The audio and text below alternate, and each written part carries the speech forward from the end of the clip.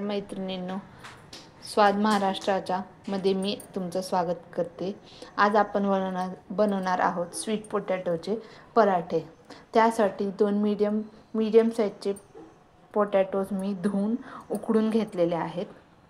त्यानंतर छान उकडून झालेले आहेत। त्यानंतर इथे मॅश करून घ्यायचं आहे।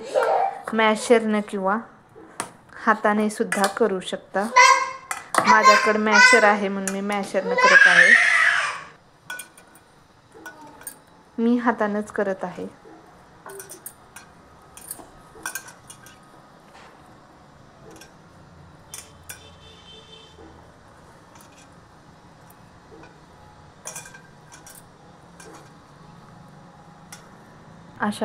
अशा प्रकारे मॅश झालेला आहे। त्यानंतर आपण 1 चमचा तिखट, अर्धा चमचा हळद आणि अर्धा चमचा मीठ,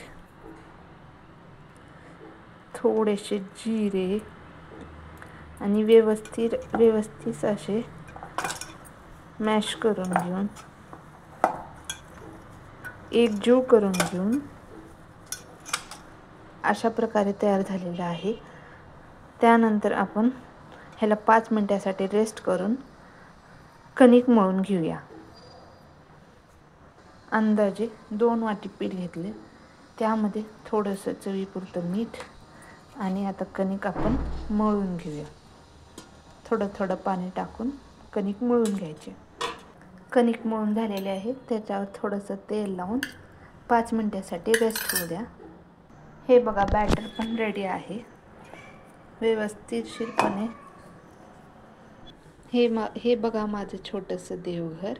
आणि लगेच आपण लागूया कामाला स्वीट पोटॅटोचे पराठे करायला। कणिक छान प्रकारे मळलेली आहे, त्याच्यातला एक गोळा काढून घ्यायचा। गॅस चालू करून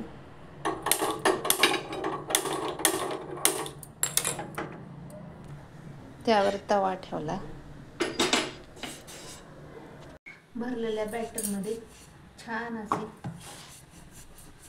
पोळी लाटून घ्यायची, सगळीकडे व्यवस्थितशीर अशी, कुठं जाड पातळ अशी नाही, व्यवस्थितशीर सगळीकडे पसरावी अशी।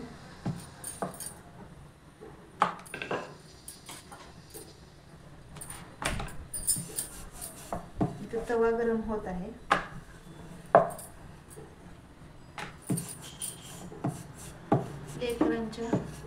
लेकरांसाठी अगदी पौष्टिक असा स्वीट पोटॅटोचा पराठा, मराठीत त्याला रताळे असे म्हणतात।